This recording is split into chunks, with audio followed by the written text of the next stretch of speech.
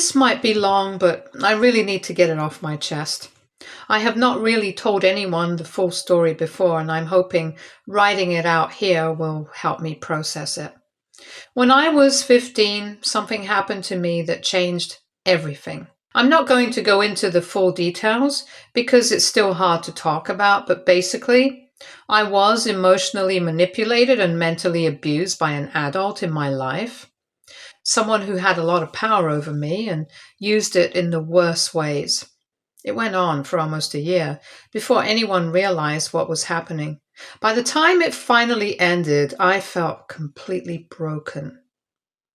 I was not eating much. I could not sleep through the night. I would get panic attacks at school, sometimes even during class. My grades dropped. I stopped talking to my friends.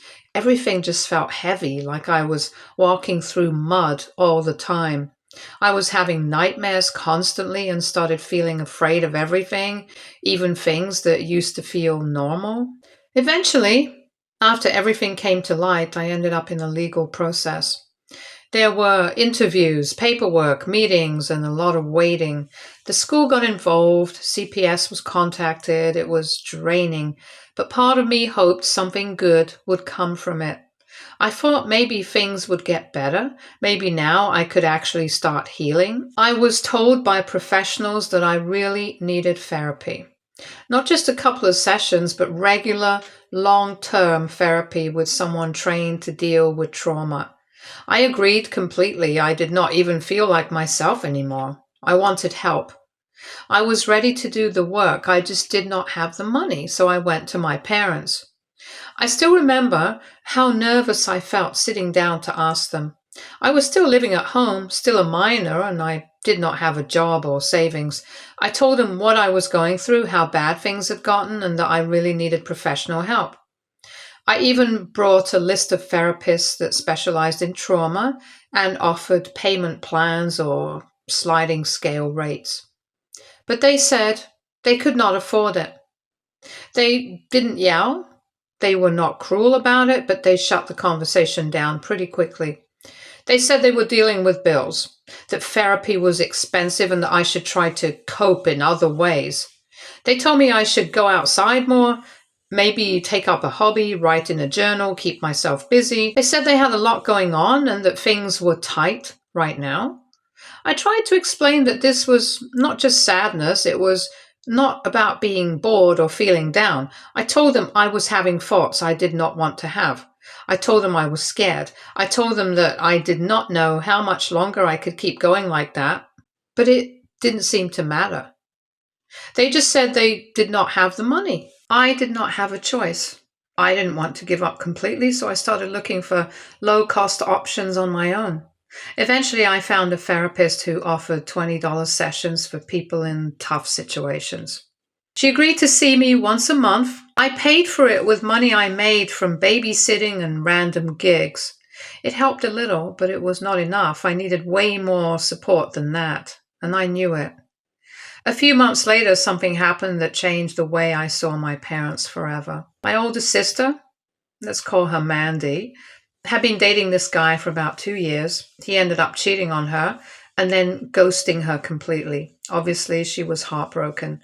She cried a lot, stayed in bed for days, lost interest in things. My parents were very concerned. They kept checking in on her, asking what she needed and how they could help. Not long after the breakup, they announced that they were sending her on a trip. A vacation across Europe, 3 weeks. Fully paid for, flights, hotels, food, everything. The idea was that she needed time to heal, to find herself, and to get a break from everything. I was shocked. They had told me they had no money for my therapy. They had watched me fall apart for months. They had heard me say I did not know how much longer I could take it, but they could not find $100 a month to help me talk to someone. Meanwhile, they could spend thousands on a vacation for Mandy after a breakup. It felt like someone punched me in the stomach. I didn't say anything at the time. I did not want to come across as jealous or petty, but inside, I was furious. I felt invisible. I felt like I had been asking for air while they handed someone else a bottle of champagne. Mandy came back from her trip looking refreshed and happy. She had new clothes, hundreds of photos, and stories about the people she met. My mom printed a photo album of the trip and gave one to each set of grandparents. They even threw a little party to welcome her back.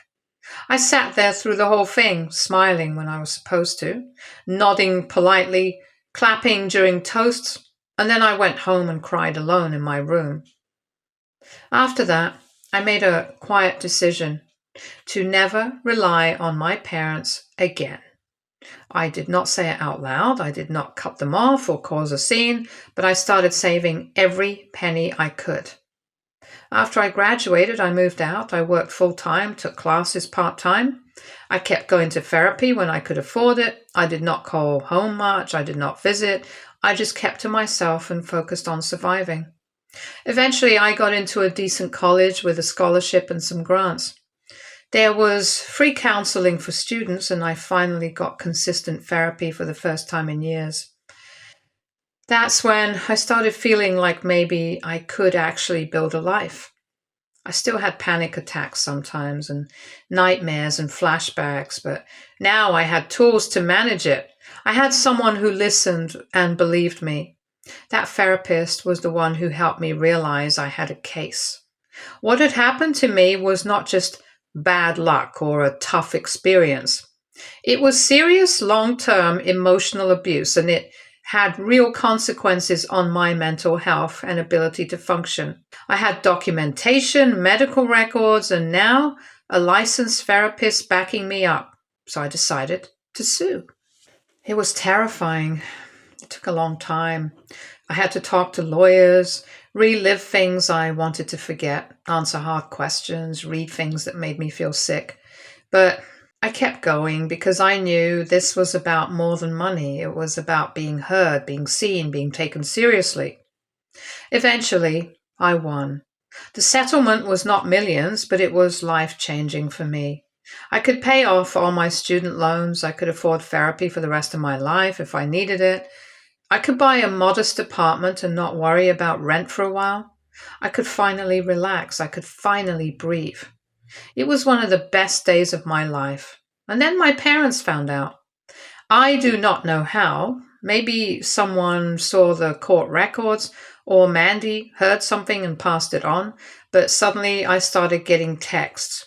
First, just casual ones asking how I was doing, saying they missed me. Then my mom called and said they were going through a hard time. My dad's hours had been cut. Bills were piling up. Mandy was thinking about grad school and they wanted to help her. They did not ask for a huge amount, but they made it clear. They were hoping I could pitch in. It was like a bad joke. When I needed therapy just to stay alive, they told me they had no money. When I was falling apart, they told me to write in a journal. But now that I had a settlement, suddenly they remembered I existed. Suddenly they wanted to talk. Suddenly they were interested in my life. I told them no. I said I was not in a place to help. I did not explain or argue. I just said no. They didn't take it well. My mom cried and said I was being cold. My dad said I was ungrateful. Mandy messaged me and said that it was not about the past anymore and that I should help because we're family and families are supposed to support each other. I have not responded since. To be honest, part of me still feels guilty. I know they're struggling. I know I could give them some money and still be okay, but another part of me, the part that remembers everything, knows I am not being cruel. I am just setting a boundary. They were not there for me when it mattered most. They did not believe I was worth the investment.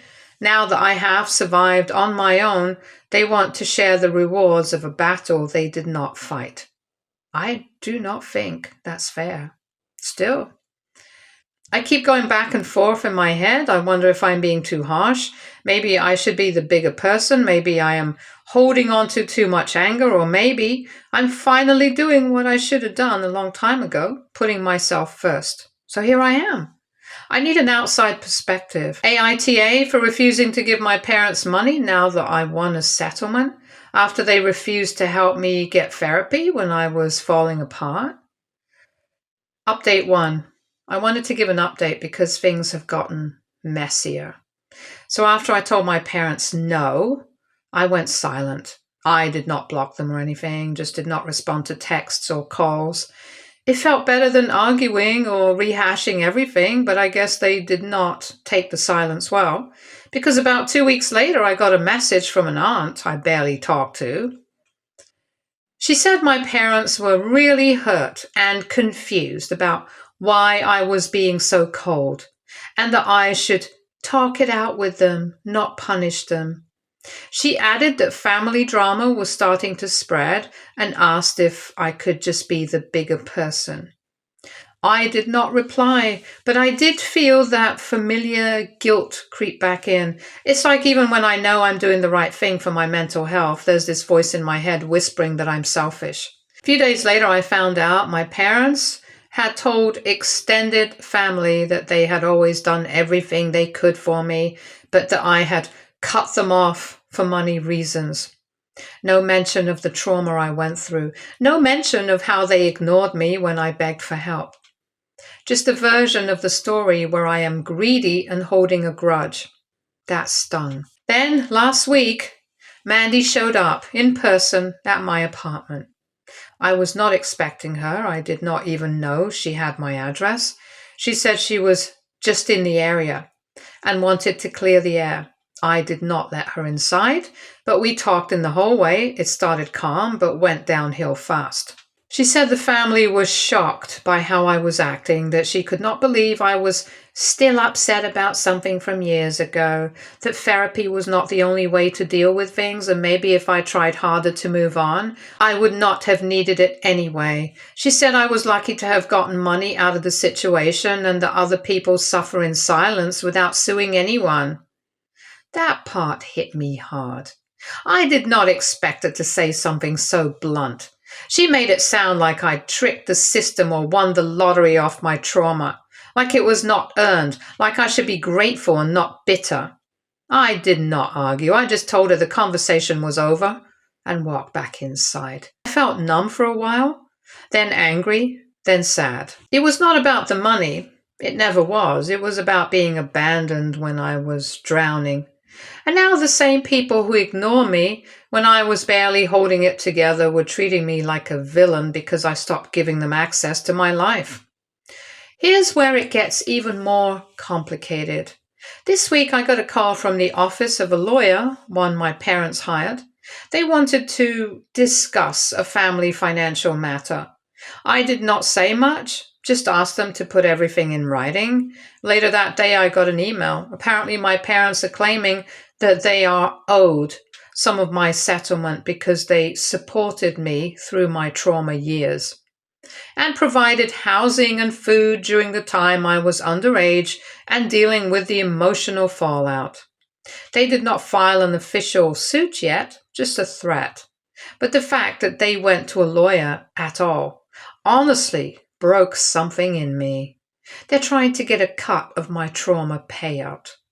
The one they had nothing to do with. The one they actively refused to help me pursue. The one I paid for emotionally, legally, and mentally, completely on my own. I'm meeting with my own lawyer next week just to cover all my bases, even though I doubt this will go anywhere legally. But the emotional side of it, that's the part that really messes with me. It's like I finally started to heal, and now they are ripping the wound open again. I do not know if I will ever speak to them again after this. I always thought deep down that maybe there'd be a time when we could rebuild something. Not like it was, but something. I did not think that's possible anymore. I have blocked my mom, dad, Mandy from everything. I told my building not to let anyone up without permission. I even changed my phone number. I'm tired. I just want to be done with all of it. But of course I still have that voice in my head telling me I'm being too extreme, that cutting off your entire family over money is cruel, that maybe I'm just doing what they did to me, walking away when someone's struggling. But then I remember I was struggling for years and they did not walk away. They stood still and watched. Anyway, that's where things are now. Thanks to everyone who read my first post and helped me feel like I was not crazy. I really needed that. Writing this out helped me stay grounded, especially with everything getting so insane. I will be okay, I know that now. But I also know that being okay sometimes means walking away, even if people do not understand why. Update 2. I was not expecting things to go on here, but here we are. Last time I updated, I shared how my parents were threatening to involve a lawyer to get reimbursement from my trauma settlement. That alone was wild and exhausting, but now something else happened. Something I never expected, and I honestly do not know what to do with it. So, after I blocked my parents and sister, I tried to just move on with life. Went back to work, went to therapy, tried to stay focused on things that made me feel grounded. My lawyer looked at the threat letter and basically said it was BS, no legal standing, total bluff. But then I got a message from someone. It was an old family friend, let us call her Emma. She used to visit us when we were kids, and eventually she moved to a different city. She was not physically around, but throughout the trial, she always checked up on me and supported me in every way she could. She said she had something important to tell me. I agreed to a phone call. What she told me blew my mind. Turns out she recently visited our hometown. Her aunt is a therapist there, and she had been treating someone I know. She was vague at first, but then she said a name, my sister's. Apparently, my sister Mandy had been going to therapy for a while, but that's not the shocking part. What is shocking is that my parents had been paying for her therapy for years, even before the Europe trip. Even when they told me there was no budget for mine. The twist? They were using my medical situation, my trauma, to explain to Mandy's therapist why she was struggling. They told the therapist that Mandy had been the one to discover what I went through, that she had been traumatized by the emotional weight of watching her older sibling fall apart, that she had been the silent sufferer and the whole ordeal had deeply affected her mental health. They basically turned her into a secondary victim in my story. And not just to the therapist. Emma mentioned that my parents said they did not want to go public with the details, but that the situation had been horrific and had left the entire family in emotional ruins.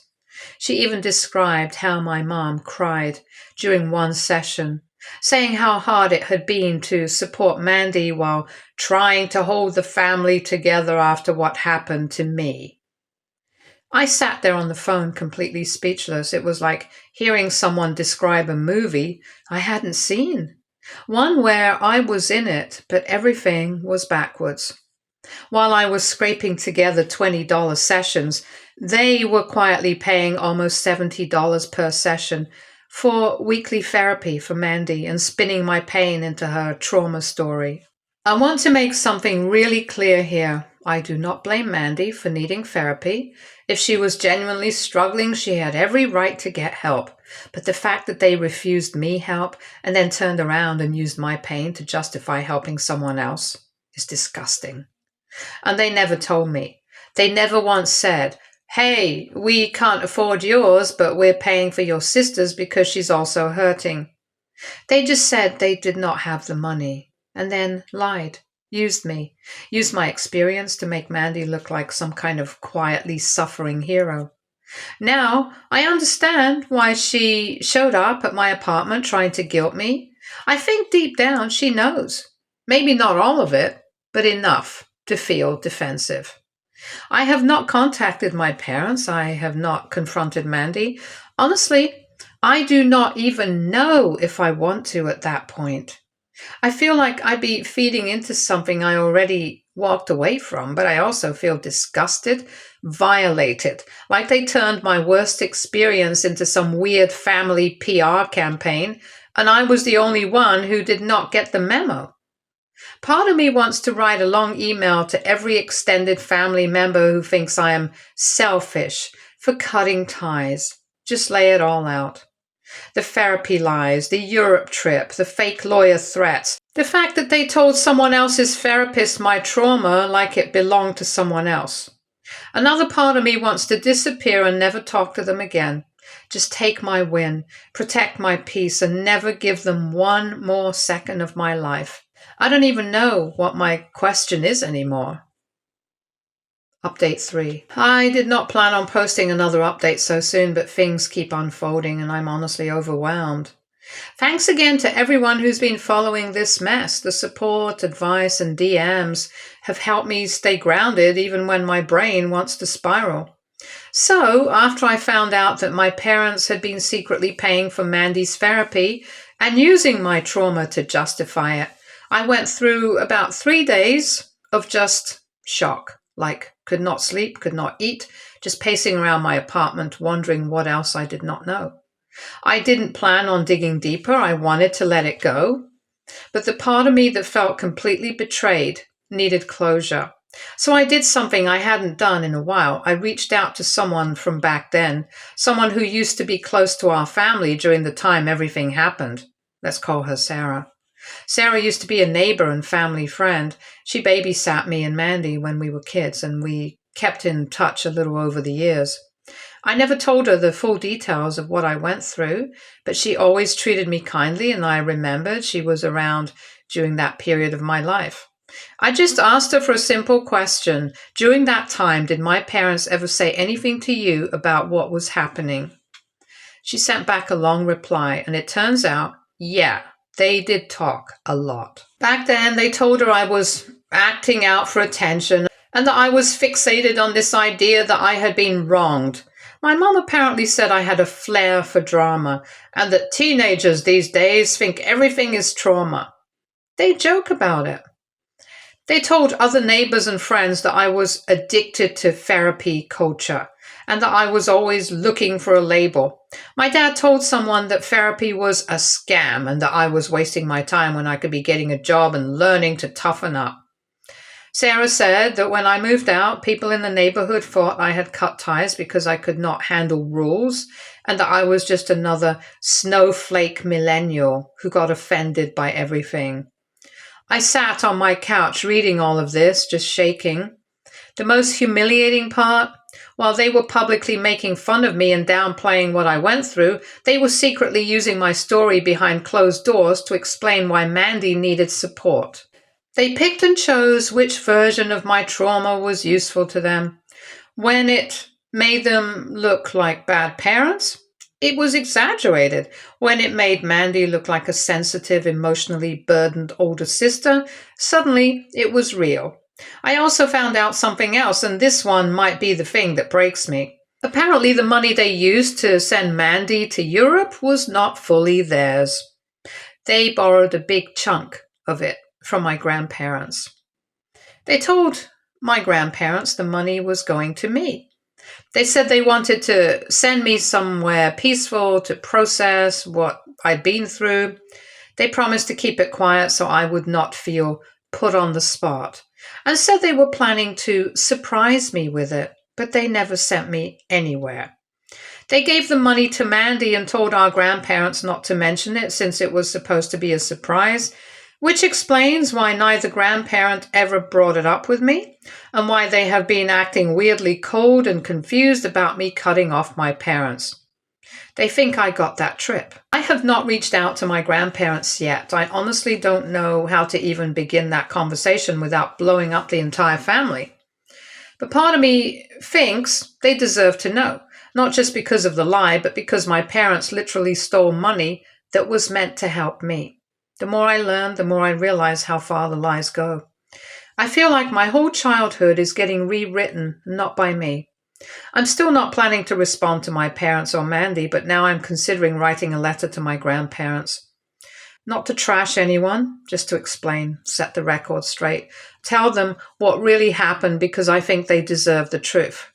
I feel like I have been made into a character in my own life and they have all taken turns writing their own version of me. The broken one, the angry one, the dramatic one, the crazy one. But none of them ever wrote the version where I was just a teenager who got hurt and needed help. I'll be okay. I really believe that. But I do not think I will ever see my family the same way again. Update 4. This is going to be my last update, and I think I'm finally ready to close this chapter, even though it will probably echo in my life for a while. After my last post, I spent a few days going back and forth about whether to tell my grandparents, and part of me did not want to make things worse. Another part of me felt like keeping the secret would make me complicit in something that hurt me deeply. In the end, I decided to tell them. I wrote a letter. It was not dramatic or angry. I just told them the truth, that the trip they helped fund for me never happened, that I never even knew about it, that the money was used for Mandy's Europe trip, and I was told at the time that there was no budget for therapy. I told them I was not asking for anything, not money, not sides, not sympathy, just the truth, because I felt like I'd been erased from my own life, and this was the only way to take back my voice. A week later, I got a handwritten letter from my grandmother. She said she had no idea. She said she remembered asking my mom a few times how the trip had gone, and always got vague answers like she needed space or it's not something she wants to talk about. She said she felt sick reading my letter. She also said she was proud of me for surviving what I did, something I'd never heard from anyone in my family before. I have not heard anything from my parents or Mandy, but apparently the fallout behind the scenes has been huge. A cousin messaged me privately and said my mom had a complete meltdown at a family dinner after my grandmother confronted her. She tried to spin it, said there had been a mix-up, that I knew about the money and chose not to use it. But the damage was already done. People are starting to connect dots. Some relatives are going radio silent. Others are reaching out privately. It's strange. I never meant to cause a family divide. I just wanted to stop being the scapegoat in a story I did not write. I have decided not to respond to any of it. I'm not angry anymore, not in the way I was before. I have moved into something quieter, sadder but more peaceful. I have spent so long trying to get people to understand, to take me seriously, to validate what happened, and now I realize I don't need them anymore. I lived it. I survived it. That's all the validation I need. The money from the settlement is still untouched except for therapy, which I am continuing weekly. I have also started volunteering with a youth trauma center. Nothing major, just admin help and organizing donation drives, but it feels good to pour energy into something useful. I also signed a lease on my first solo apartment. It's not fancy, but it's mine. No more couches, no more borrowed space, no more walking on eggshells. This story does not have a perfect ending. My family is still a mess. My sister still has not apologized. My parents are still pretending they did their best, but I am no longer waiting for them to be different. I gave them chances. I gave them silence. I gave them time. And when I finally gave them the truth, they did not know what to do with it. So now I'm giving myself the one thing they never did: closure. Thank you to everyone who read, commented, and messaged, or even just sat with my story quietly. You helped me remember that I was not crazy. I was not selfish. I was not dramatic. I was a kid in pain, and now I am an adult with power. I do not need revenge. I don't need them to fall apart. I just need distance. And I finally have it. Thank you. Stay tuned for more stories from our girl relationships.